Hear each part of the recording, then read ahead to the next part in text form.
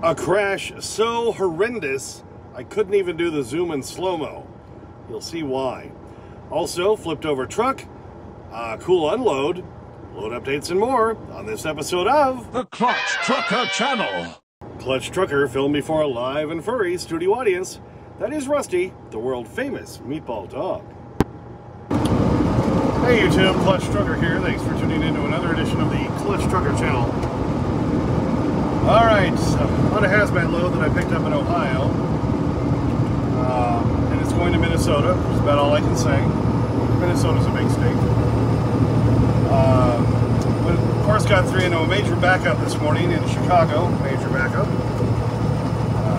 Because that's to be expected. Anyway, did want to, on this video, I'm going to show you that horrific wreck that was on I-77 in West Virginia. Not sure how much I'm going to show you of the first wreck, because it was actually two wrecks. The first part of it was a truck flipped over further up that caused the backup, which then caused the really horrific wreck behind it, when a car smashed into the back of a trailer, and the car is damn near unrecognizable. And I'll get into more on this in a minute, so I'm not sure exactly how much of that I'm going to show you, because it's pretty disturbing. Alright, anyway, I've got a great unload to show you on Monday, when they were unloading those riding lawnmowers. That was really cool. So we'll check that out. Let's see. Yeah, I'm on this hazmat load now. I've already got another load picking up tomorrow, going to Cheyenne of all places. Wasn't planning on going home yet, but this one popped up there at over $3 a mile, and I'm like, okay, I'll go home for part of the weekend. Why not? Delivers Saturday. I got another load that picks up Monday in Loveland, Colorado. It's a round trip, Loveland to Salt Lake and back to Loveland, back on Wednesday morning. So then that'll put us in the middle of next week and try to find something good to get me back towards the east and to bounce around for a couple of weeks until Thanksgiving. What do you think? So that's kind of the plan there. Got a shower today on the second attempt. The first attempt, I stopped in Janesville, Wisconsin after I got out of the Chicago area north of Illinois. Popped on 60 gallons so I could get an ultra credit so I could get the free shower. Reserve it on the app, go inside, and oh, sorry sir, showers are down. Really? Fuck you, fuck you, fuck you. Oh, that's nice. So then they couldn't put the ultra credit back on. So I drove up to Madison, the TA Madison, went inside and I said, look, I tried to get a shower, they took my ultra credit, I didn't get anything. Can you help a guy out? I'd like to be clean, baby. I'd like to be clean, please. Sweet talked the ladies, and they gave me the free shower, so, which really I'd actually already paid for. I just didn't get it where I was supposed to get it. So, got that, yeah. So we've got stuff going through next week. We're all set to go. So that's the good news there. I gotta run home real quick. I'm gonna restock the truck, say hello to the fam, and I really want to clean this truck out too. One thing I didn't get to do last time, I was so busy trying to get the wedge roof finished, which so far I've been in quite a bit of rain the last few days, and it's not leaking, baby. Yeah. So there's the positive thing. So all right, we'll get on to the. I think I've got at least one ass wagon to show you too. Got to check out everything once I pull it off the dash cam. So let's get to the vids. Okay, so we'll get on to this video. Like I say, this crash is in two parts. The first part was, unfortunately, I came across the worst part first, because that was the after effect of the first part of the crash. So let me show you the video of what caused all this. Oh, flipped over truck.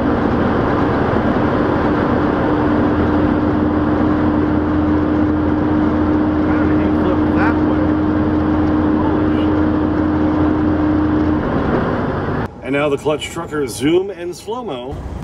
All right, look carefully. You can see the trailer's flipped over to the right on a right-hand turn. How'd they do that? I don't know. Probably overcorrecting. And the cab, you can see, is kind of aiming down into the ground. This section of I-77 in West Virginia and Virginia, it weaves back and forth. It's kind of going down a little canyon area.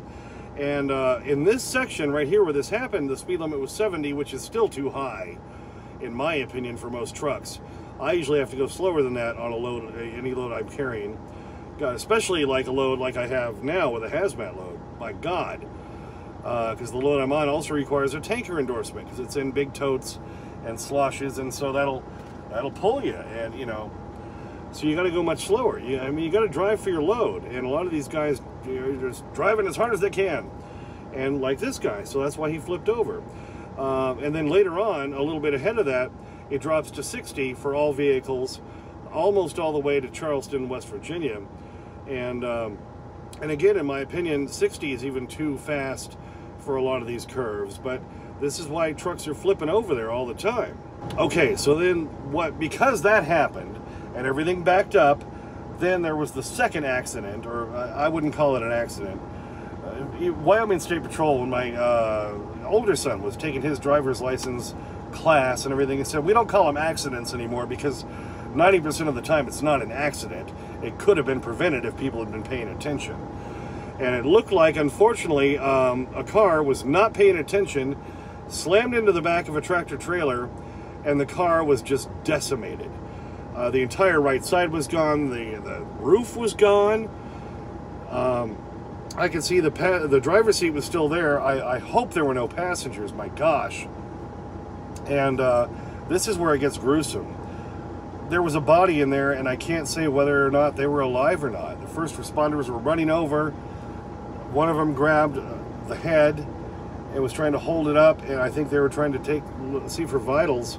This is why I'm not going to zoom in on this, because it was driving right by it. I got a better look than the camera. That's a far away look. It's a wide angle lens, and it was so disturbing. I had nightmares the next couple of nights after seeing that. So I'm not going to zoom in on that.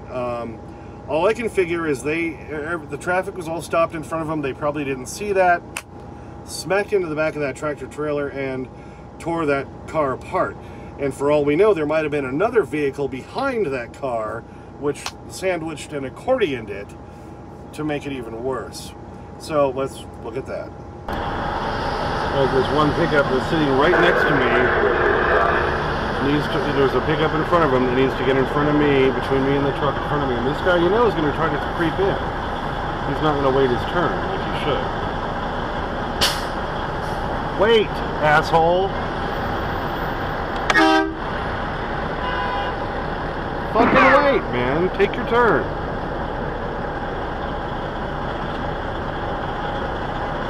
Take your turn and wait. Oh man, it's nasty. This is fucking bad. Looks like somebody slammed into the back of a truck here, and that car is just totaled.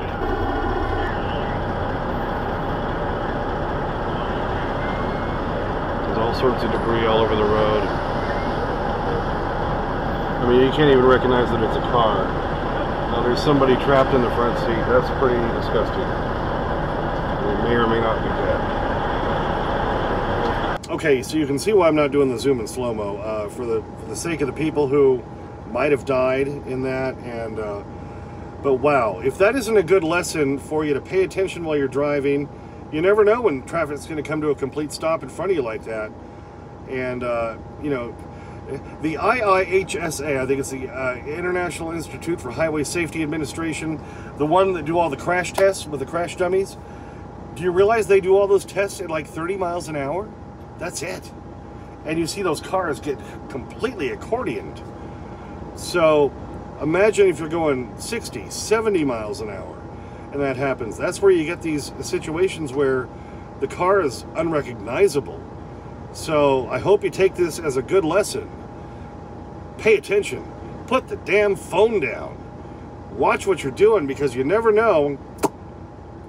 Your life can go that quick. All right, now let's completely switch gears. Time for something a little bit lighter. When I delivered on Monday in Abington, Virginia, I had that load of, it turned out to be riding lawnmowers, a few different models, Cub Cadets from MTD, and because they had no dock there, they had just these ramps I had to back up to, and they had, luckily, a forklift with the tracks on them, you know, more like a tank. And that's how they got him out. Let's take a look. Alright, so see, there he is going up into the trailer. track forklift to get them off with. I always like interesting unloads like this. Looks like he's gonna, they're double stacked. I think he's gonna try to grab them two at a time.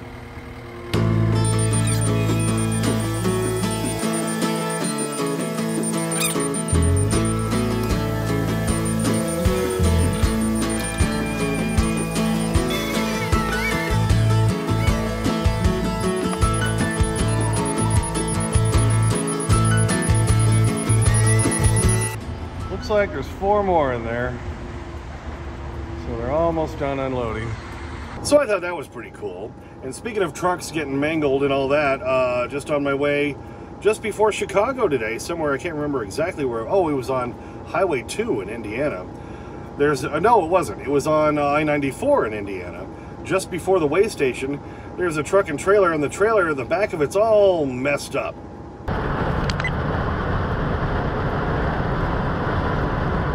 Now the clutch truckers zoom and slow-mo.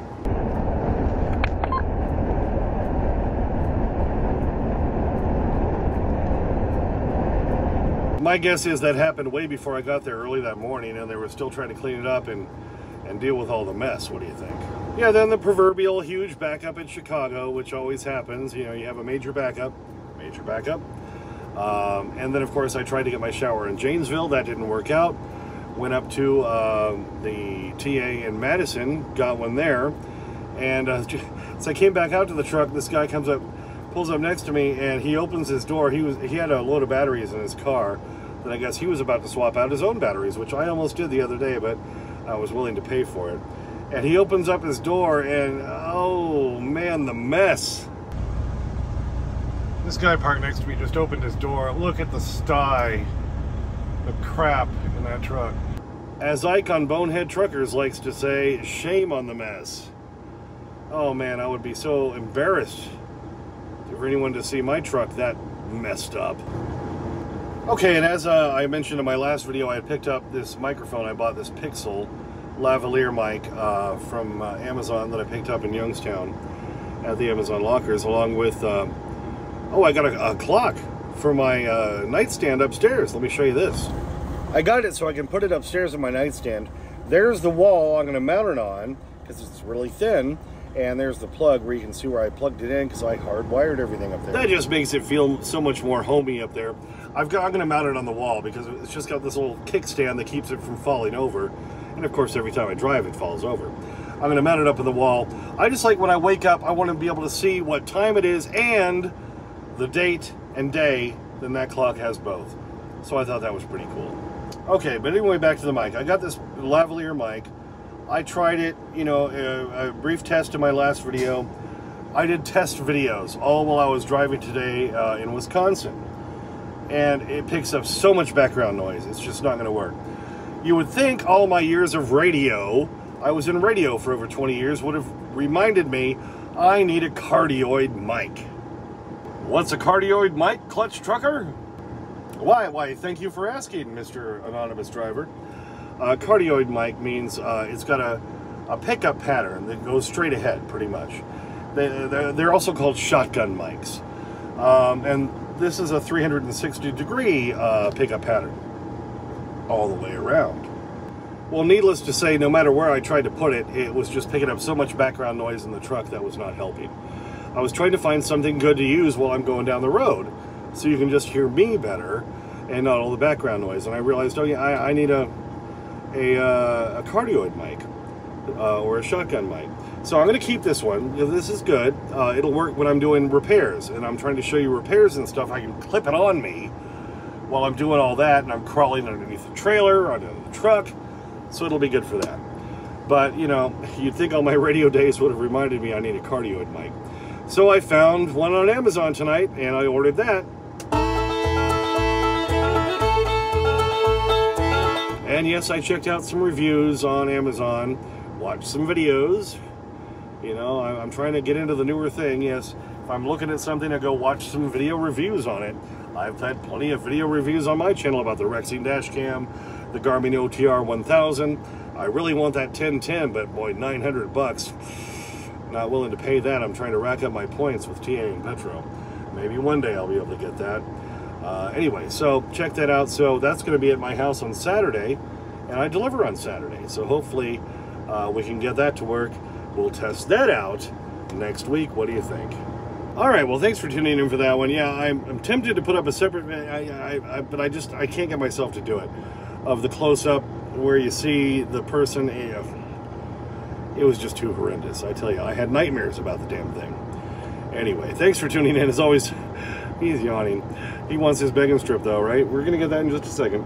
Please subscribe. Please like and comment. I get your comments as soon as I can. Sometimes it takes a few days. I haven't gotten to the ones from a few days ago because I'm a working truck driver. There's Clutch Trucker on Instagram, Clutch Trucker on Twitter. It's where I put all the Rusty stuff. And as always, sniff that magic YouTube fairy dust. A yawning Rusty and me, out. Okay, so you got your ketchup, your mustard, your secret sauce. What's the secret sauce at All American Burger? Thousand Island dressing. What was the secret sauce at Bronco Burger? Ketchup and mayonnaise. All right, he's eyeing that strip. Oh, come down, don't cheat. It's ice. I got it in my hand, Rusty. Come down here. All right, there it goes. All right. He's all over it, baby. Because he loves them bacon strips. Oh, yeah.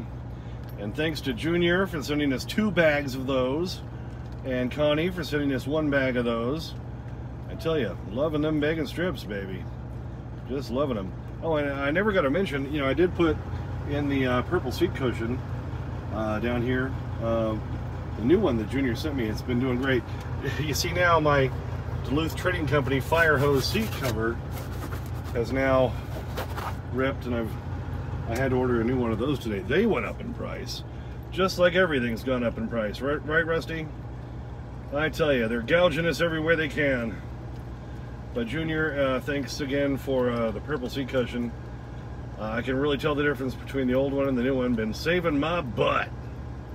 Yeah, baby. But Junior keeps sending me all sorts of stuff, so he's such a good guy and such a wonderful subscriber to this channel.